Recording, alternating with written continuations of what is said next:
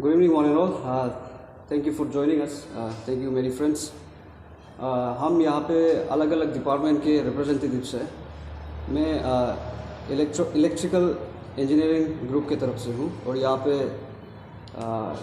Agriculture के और forestry के और सिविल वालों के भी रिप्रेजेंटेटिव्स प्लस पब्लिक जो गार्डियंस एल्डर्स भी आए हुए हैं इन सपोर्ट ऑफ मिस मुदांग याब्यांग जो aggrieved deprived candidate है who belong to the category person with disability.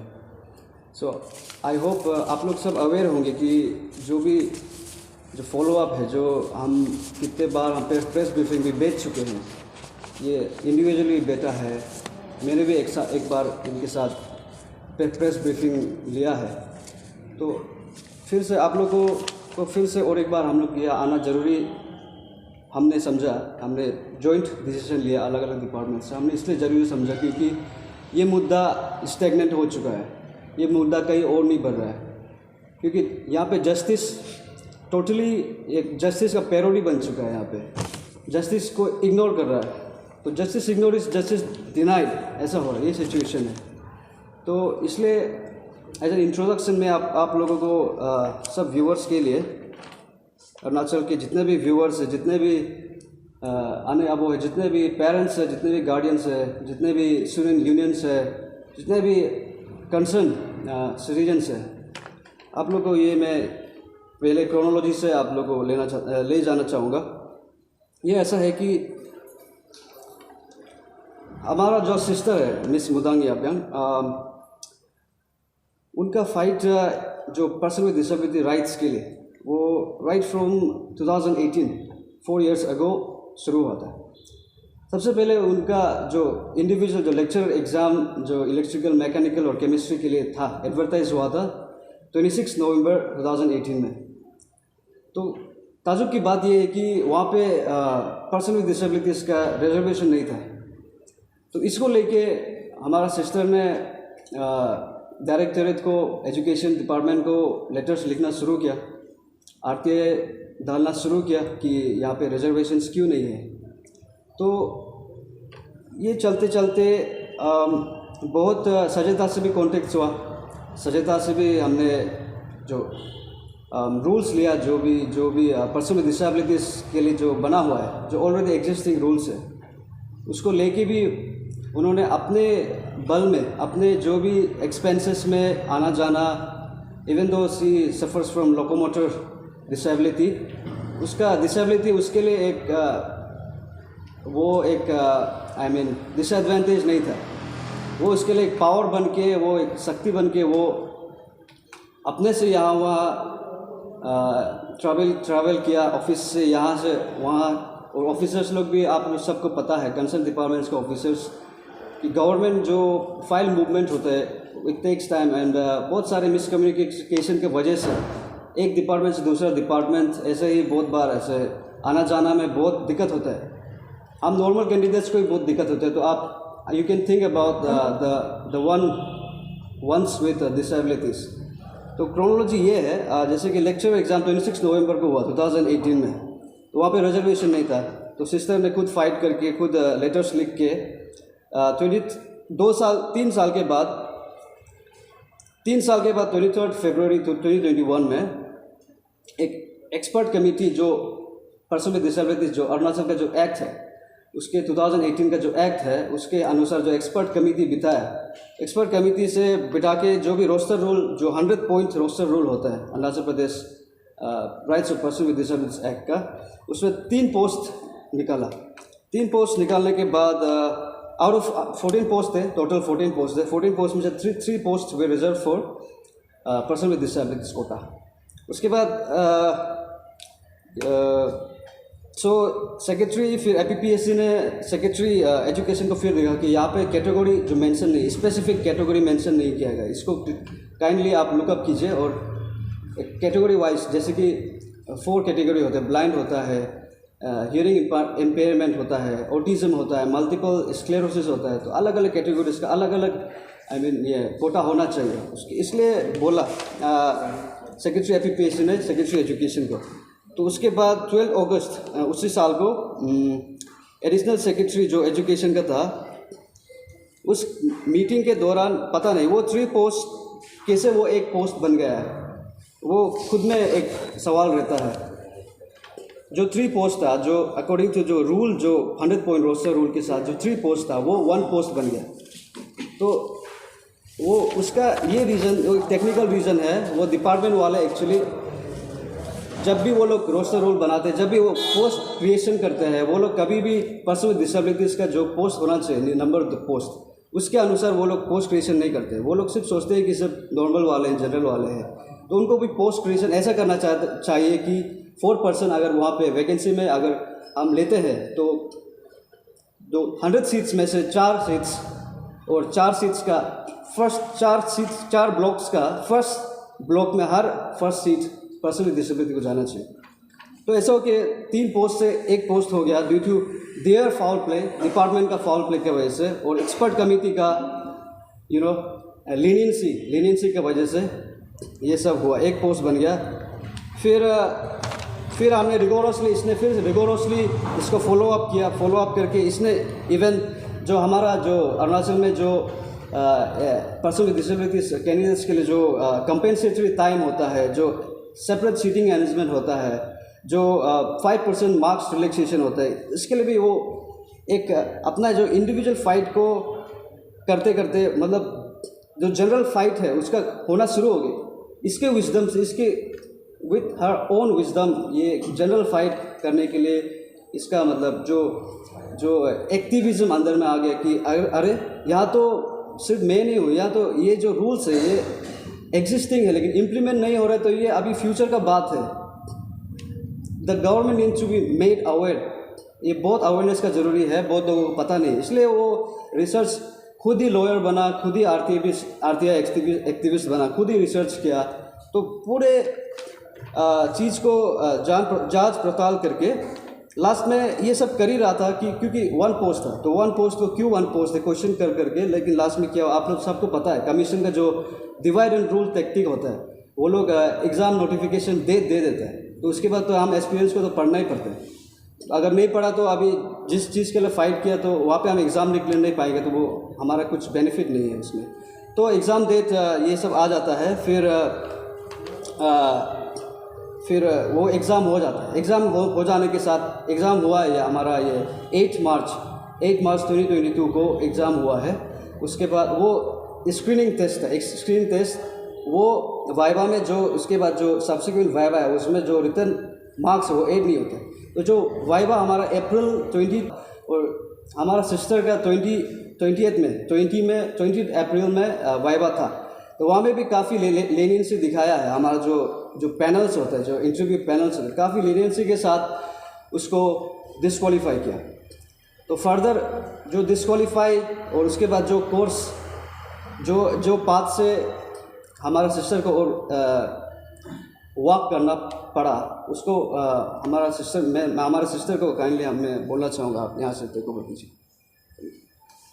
तो यस, मेरा प्रेस ब्रीफिंग में भी आप लोगों को तो ऑलरेडी डिटेल एक बार बता चुका है। तो जैसे उन लोगों ने अनफेयरली वाइवा में डिस्क्वालीफाइड किया था मुझे, इसके चलते जब कमीशन को चेयरमैन को पूछने गया तो उन्होंने बोला कि 50% क्वालिफाइंग मार्क्स नहीं लाने की वजह से डिस्क्वालीफाई किया गया ओके। तो इसीलिए मैंने फिर person with disability rule book में जो प्रोविज़न दिया है 5% रिलैक्सेशन को, उसको उसको इम्प्लीमेंट करने के लिए सचेता को रिक्वेस्ट किया था कि उन लोगों को लेटर लिखने के लिए। तो सचेता की लेटर लिखने के बाद भी कमीशन ने रिप्लाई देने में 1 मंथ से भी ज़्यादा डिले कर दिया, और बार बार प्रेशराइज करने के बाद ही उन्होंने बेसलेस रिप्लाई दिया कि वो जो 5% रिलैक्सेशन जो शायद रिटर्न में एप्लीकेबल है, वाइवा में नहीं है, और ऐसे करके उन लोगों ने इसको एक्सेप्ट करने से मना कर दिया।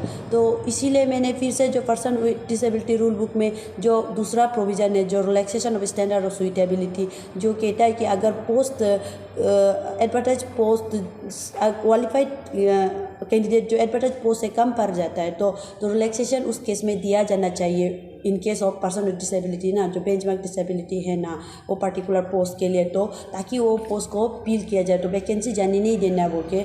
तो इसको हम अभी अपना स्ट्रॉन्ग मेरा पॉइंट बना के हम सचेता को रिपीटेडली अप्रोच करते रहे और मेरा कहने पर उन लोगों ने ये वेरीफाई करके ये मेरा क्लेम जो वैलिड है इसलिए उन्होंने कमीशन को लेटर लिखा था कि relaxation of standards of suitability भी मेरे केस में एप्लीकेबल है, जबकि वो 5% रिलैक्सेशन भी एप्लीकेबल था क्योंकि वो जो जब उन लोगों का कहना है कि रिटर्न में एप्लीकेबल, जब रिटर्न ही नहीं तो अंडरस्टूड होना चाहिए कि वाइवा में होना चाहिए। ऐसा कहते हुए सेक्रेटरी एजुकेशन ने मेरा बिहाफ में लेटर लिखा कि ये relaxation of standard of suitability का हिसाब से हम जो फुल्ली इसमें क्वालिफाइड डिजर्विंग कैंडिडेट है बोल के और हमको सिलेक्शन दे देने के लिए उनको लेटर लिख दिया। लेकिन फिर कमीशन ने इसमें अभी इसका पास एक्सक्यूज़ देने के लिए नहीं था, तो फिर दोबारा उन्होंने एक्सक्यूज़ ये दिया था कि ये गवर्नमेंट का फॉल्ट है कि उन्होंने टाइम में ये इंस्ट्रक्शन मतलब सच में ऐसा डिसेबिलिटी रूल का हिसाब से है तो उन लोग जो गवर्नमेंट ऑफ इंडिया ने उन लोग को पहले रिटर्न में देना चाहिए ताकि ऐसा भी रूल है बोल के, ताकि वो जो भी एग्ज़ाम कंडक्ट करता है उसमें वो जो उसमें इम्प्लीमेंट कर देना था बोल के। ऐसे करके वो फिर से ऐसा एक्सक्यूज़ दे दिया ना। फिर लेकिन बाद में मैंने देखा कि एआर डिपार्टमेंट में 31 मई 2019 में ऑलरेडी उन लोग को इंस्ट्रक्शन दे चुका था, एक ऑफिस मेमोरेंडम भेजा गया ना APCS को ही नहीं, CM ऑफिस में भी, गवर्नर ऑफिस में भी, जितना भी वो ये अरुणाचल में जो सिलेक्शन बोर्ड है ना सबको एक कॉपी दे चुका है। तो इसका हिसाब से कमीशन वाला तो मेरे साथ तो वो तो मतलब हमको झूठ बोल रहा था, मुझे मतलब वो लोग मिसगाइड कर रहा था ना। तो इसीलिए मैंने फिर दोबारा कमीशन को जो रिप्रेजेंटेशन पहले उसको सबमिट किया था कि रिलैक्सेशन ऑफ स्टैंडर्ड और सुइटेबिलिटी का हिसाब से होने से भी हमको कंसिडर करके दे दो बोल के। लेकिन फिर उनका ये एक्सक्यूज़ को हम क्लियरिफाई करने के लिए फिर जब उन लोग को अप्रोच किया था कमीशन को, तो कमीशन फिर बोलता है कि अभी तो उसका पास एक्सक्यूज़ देने के लिए और कुछ नहीं बचा है। तो उन्होंने फाइनली एक्सेप्ट किया कि हाँ ये हम लोग से मिस्टेक हुआ है, लेकिन अभी जो भी हो गया रिजल्ट वंस डिक्लेयर्ड हो गया, अभी तो इतना समय हो गया ना। तो इसीलिए वो लोग जो बोलते हैं कि फ्यूचर में तुम करो बोल के, फ्यूचर में हम लोग ये अभी से जो भी 5% रिलैक्सेशन जो पहले उन लोग को मालूम नहीं था, कमीशन को भी मालूम नहीं था और किसी डिपार्टमेंट को है एग्जिस्टिंग रूल है किसी को मालूम नहीं था, लेकिन मेरा ये फाइट का वजह से ये सब रूल भी सामने आया। तो हम जब फाइट करवाया तो वो लोग इसको अभी एक्सेप्ट हो गया ना। अभी अरुणाचल प्रदेश में ये 5% रिलैक्सेशन जो रिटर्न पेपर में अभी से एप्लीकेबल होगा। AR डिपार्टमेंट में मेरा रिक्वेस्ट पर उन्होंने लिख दिया कमीशन को, तो ये भी अभी इम्प्लीमेंट होगा। ये भी एक नया रूल, नया नहीं एग्जिस्टिंग रूल है, लेकिन अभी सबका नॉलेज में आ गया तो अभी से इम्प्लीमेंट होगा कमीशन ने बोला। और रिलैक्सेशन ऑफ स्टैंडर्ड भी इम्प्लीमेंट होगा, तो फ्यूचर में अभी से प्रोविज़न सब दिया जाएगा, उसने ऐसा कहा। लेकिन ऐसा करके वो तो मेरे साथ इनजस्टिस कर रहे हैं ना, क्योंकि क्यों इनजस्टिस कर रहा है बोलने से, क्योंकि हम इतना साल से 2018 से जो पोस्ट के लिए इतना तकलीफ उठाया है वो तो वेस्ट में जा रहे हैं ना। तो वो लोग क्यों मुझे इतना पर्सनली टारगेट किया, वाइवा के टाइम में ही वो लोग ने मेरे साथ इतना इनजस्टिस क्यों किया, सिर्फ इसलिए कि हम जो भी पर्सन विद डिसेबिलिटी का राइट्स के लिए जो प्रोविज़न होता है प्रोवाइड करना है बोल के उन लोग को रिक्वेस्ट किया बोल के उसके लिए। और जब भी रिजर्वेशन होता है, जैसे कि ये AE पावर में भी जो रिजर्वेशन नहीं था और JEE में भी जो पावर जो लास्ट टाइम जो JEE एग्ज़ाम हुआ उसमें भी रिजर्वेशन नहीं था, उन सब के लिए भी कंस्टेंटली हम फाइट करके JEE में भी पावर JEE जो लास्ट टाइम एग्ज़ाम हुआ था उसमें भी 3 पोस्ट मेरा कंटिन्यूसली फाइट करने की वजह से आया। उसके बाद ये AE में भी अभी प्रेजेंट में जो एग्ज़ाम हुआ था लास्ट टाइम जो कि कैंसिल हो गया ये पेपर लीकेज की वजह से, उसमें भी जो 2 सीट आया। तो ऐसे कंटिन्यूसली फाइट किए बोल के सिर्फ हमको इतना बड़ा सज़ा क्यों दे रहा है कमीशन वाला ना। तो यही बात को लेके इसको लेके मैंने जब चीफ सेक्रेटरी को अप्रोच करना शुरू किया कि कमीशन तो अभी तो एक्सेप्ट हो गया कि उसका गलत, लेकिन वो फ्यूचर में करेगा कि मेरा साथ इनजस्टिस कर रहा है। तो मुझे जस्टिस दिलाने के लिए जब चीफ सेक्रेटरी को अप्रोच किया तो चीफ सेक्रेटरी तो इनिशियली इतना गुस्सा हो रहा था कि क्यों ऐसा इनजस्टिस किया, तो कमीशन को वो बुरा भी बोल रहा था, अच्छा नहीं है ऐसा करके। तो उन्होंने मुझे एश्योरिटी दिया कि 15 डेज़ का टाइम दो, हो जाएगा के। फिर बाद में 15 डेज़ का बाद आया तो उन्होंने नहीं किया, वो भी एक्सक्यूज़ देना शुरू हो गया कि अगले वीक कभी वेडनेसडे को आ बोलता है, कभी ये 2 वीक्स का बाद आओ, ऐसे करते करते वो मुझे मिलना ही छोड़ दिया चीफ सेक्रेटरी। तो एक बार मिलने के बाद 15 डेज़ का एश्योरेंस देने के बाद तो बार बार मतलब ऐसा चीफ सेक्रेटरी को भी अप्रोच करके जब नहीं हो पा रहा था, तो हम CMO ऑफिस में अप्रोच करना शुरू, चीफ मिनिस्टर को मिलना था। चीफ सेक्रेटरी को जब मिलने के लिए मैंने कोशिश किया तो चीफ सेक्रेटरी का PA ने भी बोला था कि अगर एग्जिस्टिंग रूल को तोड़ा जा रहा है तो कमीशन चाहे ऑटोनोमस बॉडी होने से भी तो CM जो इंटरवेन कर सकता है, क्योंकि लेजिस्लेचर जो रूल तोड़ने से वो लोग इंटरवेन कर सकता है बोल के। तो इसलिए PA का तरफ से भी उन्होंने बहुत रिक्वेस्ट किया CM को कि हमको एक अपॉइंटमेंट दे दो बोल के, और हम CM को अपॉइंटमेंट के लिए लेटर सबमिट किया और अभी मेरा 5 टाइम्स हो गया, और उसको इतना मिलने का कोशिश किया पर CM से मिलना बहुत मुश्किल हुआ। और CM पर्सनली नहीं मिल के मेरा एक बार मतलब बहुत लेट तक उधर वेट किया था CM ऑफिस में। तो PA का रिक्वेस्ट करने पर उसने ये कहा कि हमसे मिलकर तो कुछ नहीं होगा, क्योंकि वो CM है तो उसको रूल्स रेगुलेशन का बारे में इतना उसको तो नहीं पता होगा वो, लेकिन इसमें इंटरवेन तब करेगा जब चीफ सेक्रेटरी जो उसको ब्रीफ करेगा। तो ब्रीफ करने के लिए उन्होंने लेटर लिखा है चीफ सेक्रेटरी को कि प्लीज़ एग्जामाइन एंड ब्रीफ बोल के। उन्होंने चीफ सेक्रेटरी को पहले 2 महीना पहले लेटर लिख दिया, रिटर्न में दिया, पर भी चीफ सेक्रेटरी कभी ब्रीफ करने नहीं गया। जब भी हम CM ऑफिस में जाके पूछता है तो क्यों मेरा अभी तक काम पेंडिंग है बोलते थे, वो लोग ये बोल रहे कि चीफ सेक्रेटरी ब्रीफ नहीं करे। तो हम समझ में नहीं रहे कि चीफ सेक्रेटरी क्यों वो जो मतलब अपना ड्यूटी को नहीं कर रहा है। पहले तो स्टार्टिंग में वो इतना नाराज़गी दिखा रहा था कि ये तो इतना इनजस्टिस कैसे कर सकते हैं कमीशन बोल के, तो किस रीजन से ऐसे कर रहा है, क्या वो भी मतलब क्या पपेट हो गया क्या किसी का, क्या वो पॉलिटिकल पावर का अंडर में दबा है क्या, किस रीजन से हो रहा है हम नहीं समझ में नहीं आ रहा है। फिर इसीलिए हम ऑप्शन नहीं हो कि PA को अप्रोच करते करते हम फिर कमिश्नर टू CM को अप्रोच करना शुरू किया। उसको भी 2-3 बार मिलने के बाद उसने बोला कि रिटर्न में चीफ सेक्रेटरी को उन्होंने बोला कि जब हैंड रिटर्न में दिया है तो नहीं आया तो उसको एक नोटिस भेज दो बोल के। नोटिस में उन्होंने बोला कि chief secretary OSD chief secretary को उन्होंने बोला कि ब्रीफ करने के लिए आने के लिए CM को फैक्चुअल पोजीशन को बताने के लिए, ताकि CM को क्लियर होके तो वो इंटरवेन कर सके बोल पोजीशन को उसको ब्रीफ करने के लिए बोला। लेकिन फिर भी CM ऑफिस में जब भी जाता है यही बोलता है कि